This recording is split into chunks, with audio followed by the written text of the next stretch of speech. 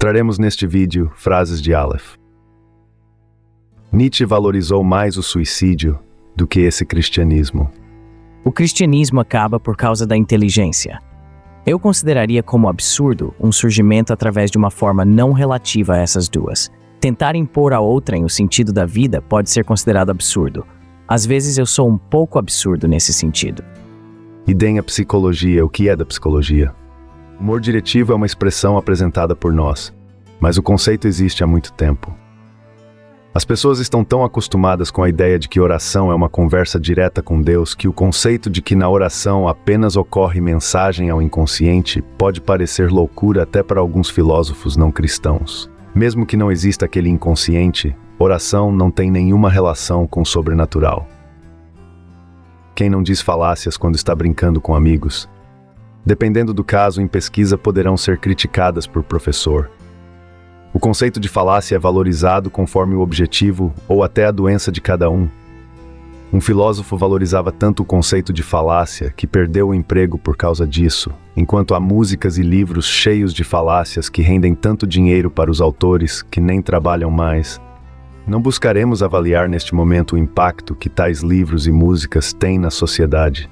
Apresentamos apenas esse fato. Obviamente que não é através de comprovação científica que se diz que não pode haver comprovação científica. Havendo Deus, ele pode comprovar algo cientificamente? Vou me explicar melhor. Considero-me o ser mais feliz da história deste planeta. Falta-me apenas homossexualidade. Mas com a homofobia que há neste contexto e época, não sei se seria tão feliz assim, conforme tal conceito, se nada me faltasse. Afastar-me de morais religiosas e me aproximar mais de uma ética foram coisas que contribuíram para a minha felicidade. Meu objetivo ao falar sobre felicidade não é contribuir para uma exigência de que, conforme um conceito, as pessoas têm que ser felizes. Mesmo passando por momentos difíceis como todo mundo, considero-me a pessoa mais feliz da história. O fato de existirem vítimas de homofóbicos diminui a minha felicidade. Expressando-me melhor, considero que a minha felicidade possa ser acima do nível das pessoas mais felizes da história, mas não imensamente acima. Perguntaram-me se eu sairia em sentido romântico com uma mulher transgênero. Se ela me fosse bastante feminina, sim. Muitas pessoas sentem atração sexual por transexuais que consideram menos femininas. Não é meu caso. Com um homem transgênero homossexual, eu sairia em sentido romântico apenas se para mim a aparência fosse bastante feminina e eu não fosse passivo em eventual relação sexual. Nesse caso, ele ou ela poderia me considerar homossexual, mas eu não. Eu poderia até dizer me considerar, dependendo da demanda. O fato de uma mulher ser evangélica não me atrai, mas se uma evangélica solteira plus size que me atraísse sexualmente, por exemplo, chamasse-me para sair com intenções sexuais, eu poderia ir. Há um debate concernente à palavra plus size, mas não abordaremos aqui. Por $1 milhão, por exemplo, eu sairia com uma evangélica, se fosse para nós termos apenas uma relação de amizade, visto que poderia utilizar o dinheiro para iniciar grupos de ajuda a pessoas vítimas de transfobia, por exemplo. O sacrifício valeria. Sem ter relação profissional, para exemplificar, eu não chamaria uma evangélica para sair visando a um relacionamento. Se a evangélica for transgênero, é-me mais atraente. Algumas evangélicas só sairiam com um cara em sentido romântico se ele tivesse mais de $1 milhão. Falamos línguas parecidas. Pelo magnata ser homem, há quem valorize mais essa opinião dele do que a da própria Vivian sobre. É importante refletir sobre o que se chama de terapias hormonais, sobre o lucro obtido pelas empresas que as fabricam, sobre como têm sido divulgadas, sobre o desejo por realizar a transição de gênero, sobre pessoas que se arrependeram de ter feito essa transição, sobre pessoas que amaram tê-la feito, etc. Apresentar daqueles modos, essa imparcialidade nesses assuntos pode fomentar o que se considera injustiça e aquilo que está estabelecido como injustiça. As pessoas que as criticam por buscarem modificar a ordem natural fazem isso todos os dias em alguma proporção. Quantas delas já realizaram cirurgias plásticas? Se estas razões forem vistas como naturais, aquela também pode ser vista assim. Nunca, jamais transforme um homem. É totalmente proibido. Eles não sabem lidar com poder. Eles têm poder e olha o que fizeram com ele. Mas e quanto a mim? Nunca passou pela minha cabeça.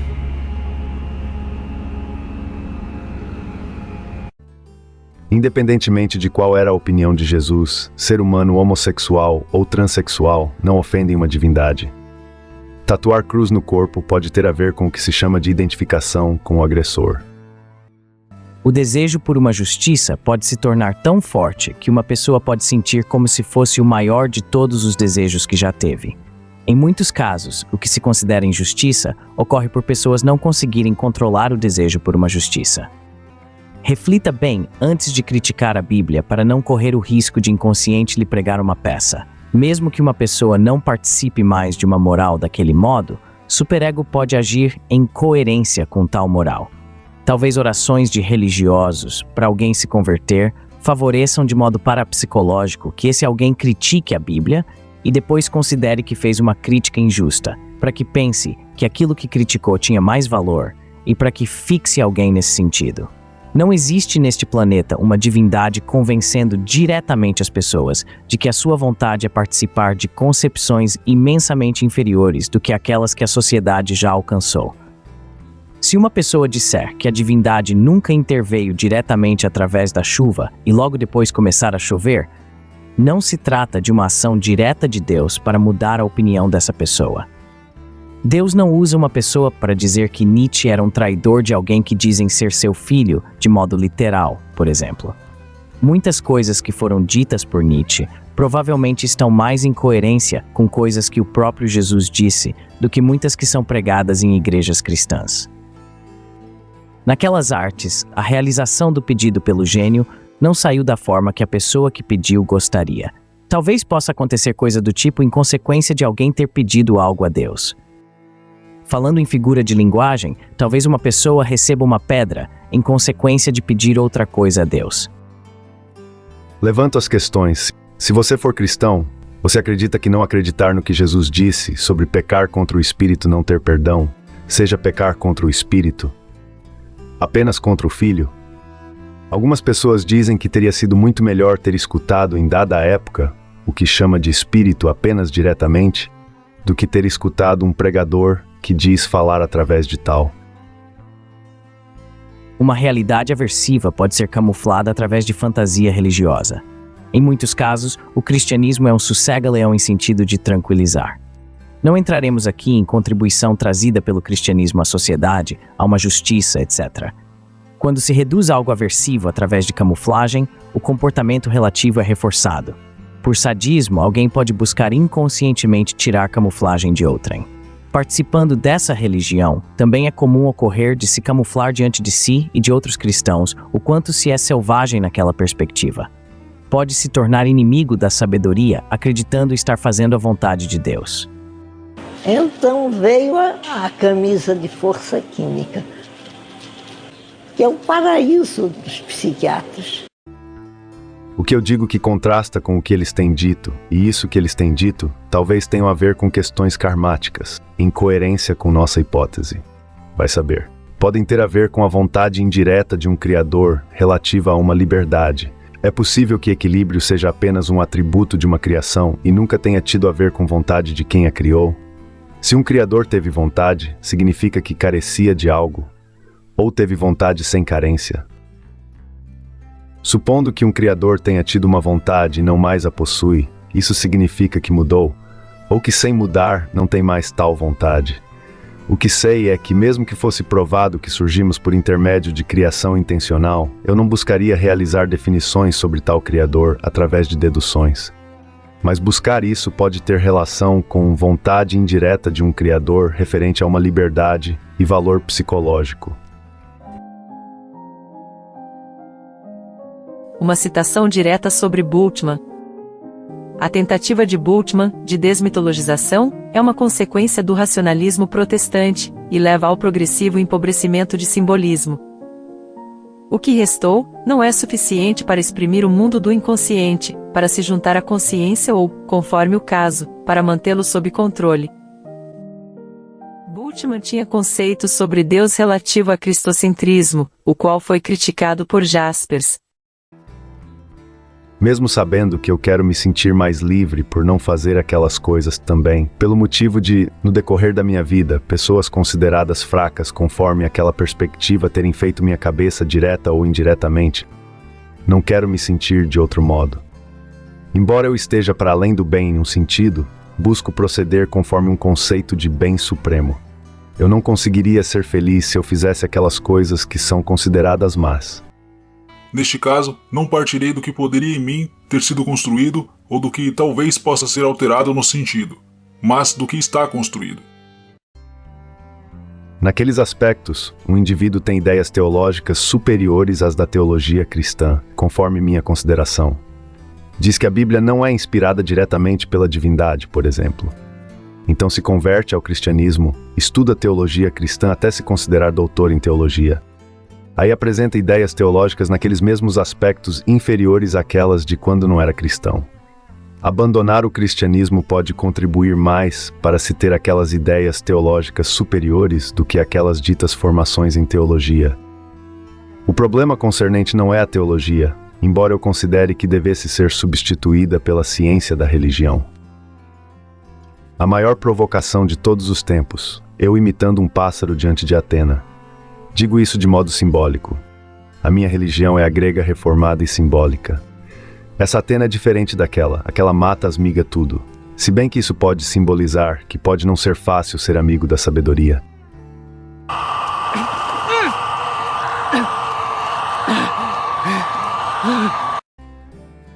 Concepções do junguianismo são imensamente superiores a concepções cristãs. Alguém pode buscar questionar esse conceito de superioridade. Eu considero que nesse caso se trate da opinião de cada um. Semelhante quando digo considerar que aqueles indivíduos sejam os maiores da história da psicologia. Judeus não consideram o cristianismo como superior ao judaísmo, e há cristãos que, com grau de intolerância, utilizam a expressão odre velho para se referir ao judaísmo. Conforme uma concepção considerada retrógrada, acredita-se que já foram realizados milagres neste planeta também por causa de infelicidade divina.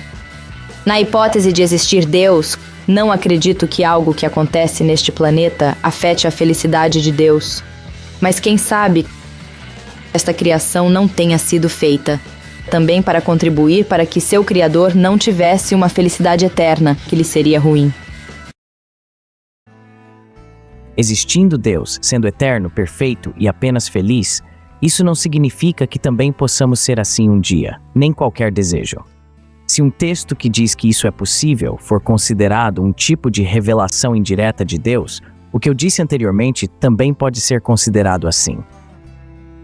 Não acredito que após a morte saia uma alma do corpo. Experiência de quase morte, e aquelas pesquisas não provam que sai uma alma do corpo depois que alguém morre.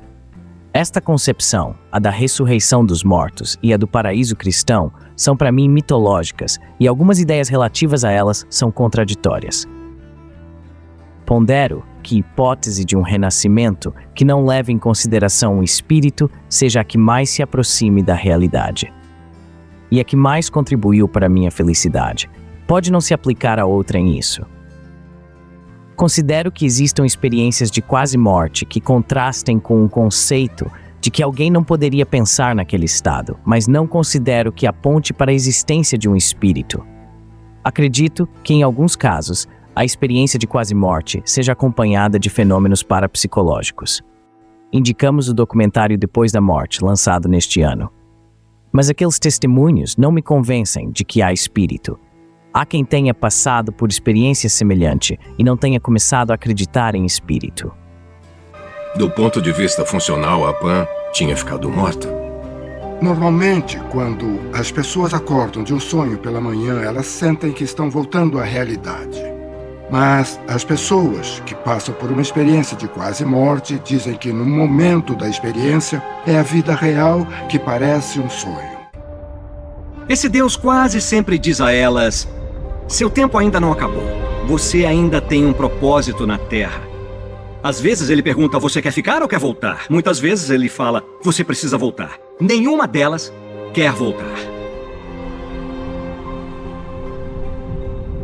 E o que eu tentei fazer foi remover parte da subjetividade dessas experiências e divulgar dados que foram coletados com todo o rigor científico. Havendo renascimento, talvez, em sentido figurado ou não, ocorra de alguém ser cristão em vidas consecutivas. Talvez renasçamos a uma grande distância do último planeta. Quiçá ninguém renasça consecutivamente em um planeta que está em caos apocalíptico. Apocalíptico entre aspas. Talvez a vastidão do universo tenha importância relativa. Se há renascimento, conforme nossa hipótese, teremos todos os tipos de vivências e experiências possíveis. De um grande tédio a uma grande diversão, em mesma vida e em outras. De participar de uma sociedade muito avançada tecnologicamente, a participar de uma tribo indígena, de não ter fama em uma vida, a ser muito famoso em outra ou na mesma. Não existe uma leve e momentânea tribulação derradeira, mas será bom pensar em algo do tipo em diferentes vidas. Se você se considera mais feliz do que eu, por que lê o que escrevo? Por entretenimento?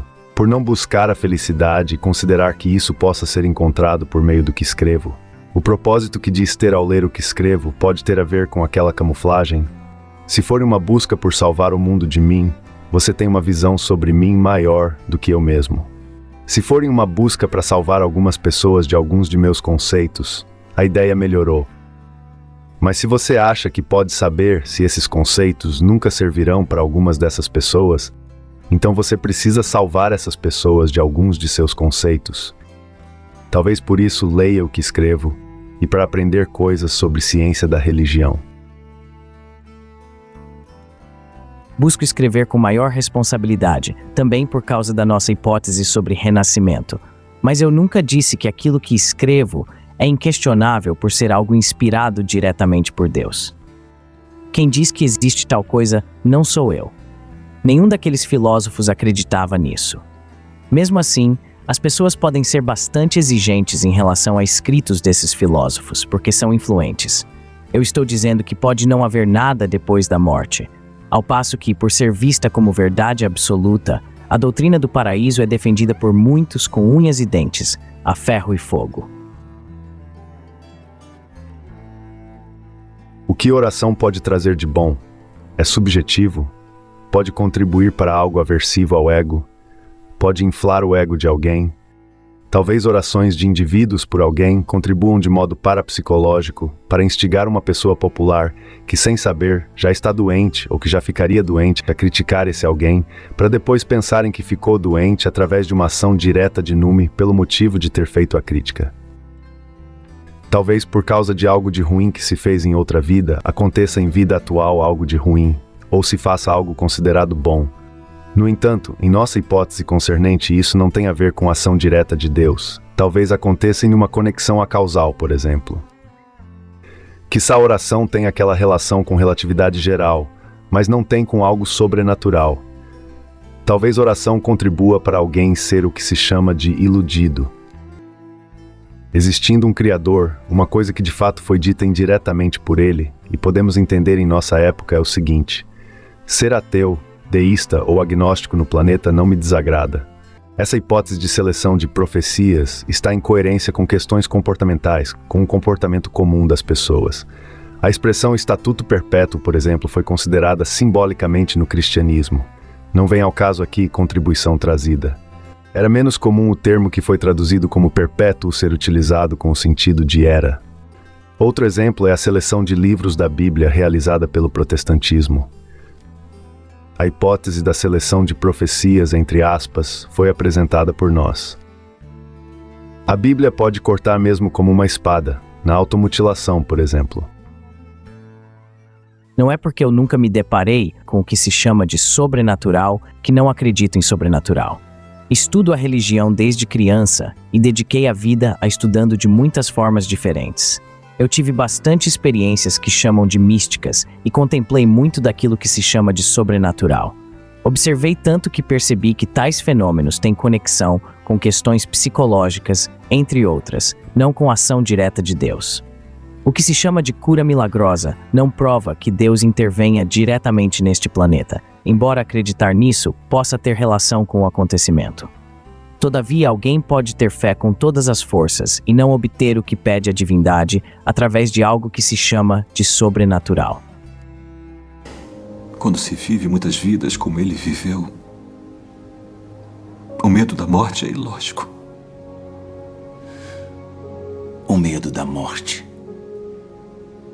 é o que nos mantém vivos. Conforme a hipótese sobre renascimento que levantamos, uma pessoa viver de cabelo raspado visando ao desapego e todas aquelas outras práticas sendo realizadas daquela forma não alterarão o fato de, em uma vida posterior, tal pessoa ter um belo cabelo, apegar-se a ele e, com consentimento, disponibilizá-lo para exemplificar. Talvez, em vida anterior, alguém bastante apegado ao cabelo na vida atual tenha vivido, em sentido figurado ou não, de cabelo raspado visando ao desapego. Talvez meditação contribua para chegar a um estado superior em próxima vida. Mas não acredito que exista algum processo que alguém possa realizar neste planeta que conseguirá o heróico feito de quebrar o ciclo de renascimentos. Existe a questão. Existem práticas relativas à meditação que inviabilizam alguém ter aquela doença grave em uma próxima vida? Embora algumas pessoas acreditem profundamente em renascimento, o que eu sei é que se há um criador de um renascimento e de um tipo de karma concernente, não queria que pessoas desta época ou de todas tivessem certeza absoluta de que há renascimento e daquilo que se precisa fazer para não ter aqueles problemas na vida posterior. O fanatismo de alguém pode ter a ver com incerteza, não com certeza. Se há renascimento e tem conexão com compensação desse tipo, incerteza disso, mantém ter aquela liberdade e se vivenciar todas aquelas coisas consideradas ruins e boas. Dizer para alguém que não valoriza daquele modo o cabelo, que geralmente quem já perdeu o cabelo por causa de tratamento valoriza bastante, cada fio de cabelo pode não contribuir para ele valorizar mais o cabelo e ainda pode contribuir para ele se sentir mal. Embora tenha mulher que diga deixar o cabelo curto por não estar preocupada com beleza, uma mulher pode ficar linda com cabelo curto, não disse que não em nenhum momento. Somos politicamente, socialmente e mitologicamente fudidas. As nossas regras são secundárias. Nossa hipótese sobre renascimento não demonstra racismo. Uma pessoa pode renascer com a cor de pele branca, por exemplo, em uma cidade onde existem muitas pessoas racistas contra brancos. E outra pessoa pode renascer branca em uma cidade onde as pessoas valorizam mais essa cor de pele do que as outras. Em algum momento pode ocorrer de esta ir morar naquela cidade e aquela nesta. Aqueles ateus são filhos de religiosos conhecidos e, se participassem da religião dos pais, poderiam ter cargos religiosos importantes. Se esses ateus buscam relativizar aquelas concepções daqueles modos, por que então, antes de escrever livros que poucas pessoas poderiam dar atenção em sua época, não encenaram participar daquela religião daquela forma, por exemplo, buscando ter melhores condições financeiras para depois trabalhar nesses livros? Por acreditarem que seus livros poderiam ter sucesso como os daquele outro ateu? Pela consideração de que poderiam não ser bem-sucedidos e infiltrados? Por aversão a participar daquilo que criticam? Por eles não quererem influenciar pessoas com aqueles conceitos ruins que contrastam com os que consideram superiores? Com tantas pessoas já difundindo essas concepções inferiores, em qual proporção faria diferença? Poderiam depois dizer que se converteram ao ateísmo.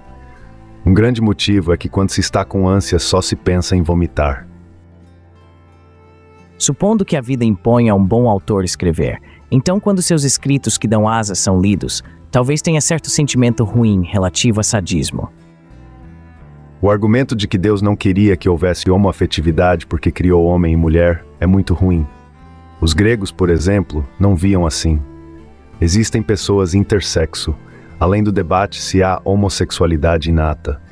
Em uma religião, pode-se considerar que a atração sexual que uma pessoa sente por outra do mesmo gênero tem a ver com vontade indireta de Deus. Em figura de linguagem, pode-se dizer que homofobia, por exemplo, é coisa de demônio malvado. O homofóbico tem que buscar tirar esses demônios de si. Um psicoterapeuta pode ajudar no exorcismo. É sabedoria se não lhe traz nenhum benefício? Uma gota de uma filosofia pode ser tão saborosa que, sendo dada depois do comportamento de dizer que existe tal iguaria, é suficiente para condicionar até a morte tal comportamento, mesmo que o ter vá levando muito de alguém e não lhe dê outra coisa. Isso tem a ver com o mistério, com o karma, com o inconsciente, com orações de religiosos. O que temos certeza é que depois que morrem, livros de alguns desses filósofos vendem que nem água doce na praia em dia muito quente, para não dizer que vendem igual a outra coisa. Muitas pessoas cospem em quem lhes diz sem intolerância que aquelas concepções são mitológicas e dão dinheiro para quem está lhes ensinando que são autênticas naquele sentido histórico. Este pode estar oferecendo um grupo que organizou e dizendo para cuspir naquele, entre os motivos para essas coisas acontecerem. Quem está dizendo que aquelas concepções são mitológicas pode não lhes oferecer um grupo, apenas essa verdade. O cristianismo tem relação com o declínio daquelas escolas filosóficas gregas. Considero que fosse muito bom para a sociedade que tivéssemos mais comunidades filosóficas, já buscando levar o problema da massificação e institucionalização em consideração. Isso pode entregar ao campo da filosofia. Deixaremos acima o link para o vídeo no qual falamos mais sobre esse assunto. Ser influenciado pela verdade e esta se tornar mais popular são dois dos maiores medos de muitos religiosos. Deus seria mais injusto do que o homem mais injusto que passou pela face da terra se condenasse alguém a um sofrimento ininterrupto. Inferno eterno não existe, a não ser que Deus seja um tipo de sádico. Embora a pena dita perpétua atual possa ter recebido influência da ideia mitológica de condenação eterna, esta se diferencia muito daquela. Um indivíduo não falecer em um período pode ser visto como sobrenatural em relação a algo que foi dito por um médico, mas isso não era uma prova inquestionável de que essa pessoa morreria no período. A luta de nosso organismo não nos é novidade. Às vezes consegue vencer uma doença mais grave espontaneamente. Geralmente, qualquer remissão espontânea de doença muito grave é interpretada como sobrenatural, mas não é sobrenatural. Há ateu que não pensou que Deus estava lhe dizendo algo, depois de isso lhe acontecer. Naquela carta, Jung diz ter visto casos em que algum evento psíquico ou tratamento psicológico fizeram metástases proliferantes desaparecerem. Entretanto, não há certeza de quais fatores podem contribuir para acontecer uma remissão espontânea de um tumor maligno, por exemplo. É bastante raro. Jung diz que as observações não eram suficientes para ele acreditar em uma cura psicoterapêutica para tumores. Deixaremos acima o link concernente a essa carta. Se existe cura através de outra pessoa de modo parapsicológico, então talvez tenha relação com o arquétipo da totalidade apresentado pela psicologia analítica, com busca da pessoa por completar o outro em si, por exemplo.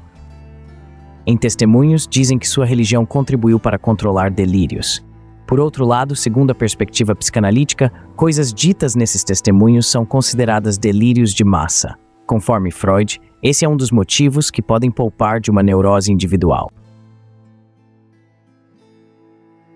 A sociedade concernente a Jesus avança para chegar a uma concepção superior em um assunto referente a Deus parecida com a de alguém que nasceu antes de Jesus. Por exemplo, a de Siddhartha Gautama. O foco deste não estava em definições sobre divindade. Algumas vezes eu busco definir quem eu não considero que a divindade seja. Independentemente da existência histórica de Jesus, a divindade judaico-cristã é uma criação completamente humana, de vários autores diferentes, contraditória. Seu surgimento não tem relação com o sobrenatural. Povos chegaram a concepções religiosas concretas, saindo do abstrato por diversos motivos psicocomportamentais, entre outros. Farei um adendo sobre esse trecho e outras expressões que apresentamos. Quando falamos que os demônios não existem de modo concreto, estamos dizendo que são personagens da ficção. Ficção aqui não no sentido de que aqueles autores não acreditavam neles, mas no sentido de demônios não existirem de fato. Tal concepção sobre demônios não se encaixa no modelo de falseabilidade científica.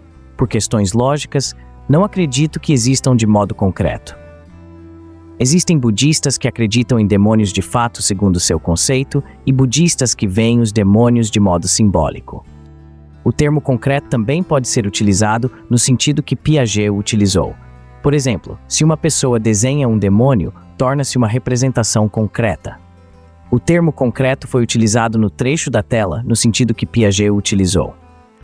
O primeiro a dizer que Jesus ressuscitou alguém que estava morto há 4 dias o fez sem acreditar nisso de fato. Nesse caso é ficção nesse sentido, a não ser que acreditasse nisso em consequência de psicose. No entanto, ele não queria que vissem como ficção. Supondo que no caso de Jesus tenham acontecido fenômenos parapsicológicos, é pouco provável que tenham sido tão intensos quanto a ressurreição de alguém que havia morrido há dias. Mas quem sabe no futuro, pesquisas apontem que um fenômeno parapsicológico desse tipo seja possível. Quem sabe não tenha ocorrido uma conexão causal relativa a um estado raro. Também pode ter ocorrido uma encenação.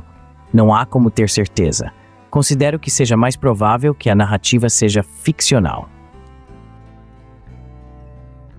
O termo karma é utilizado aqui para facilitar uma compreensão. Nossa hipótese sobre lei de causa e efeito concernente se diferencia de outras. Embora a origem do termo karma possa ter relação com busca por favorecer aquele conceito considerado injusto, não o utilizo nesse sentido.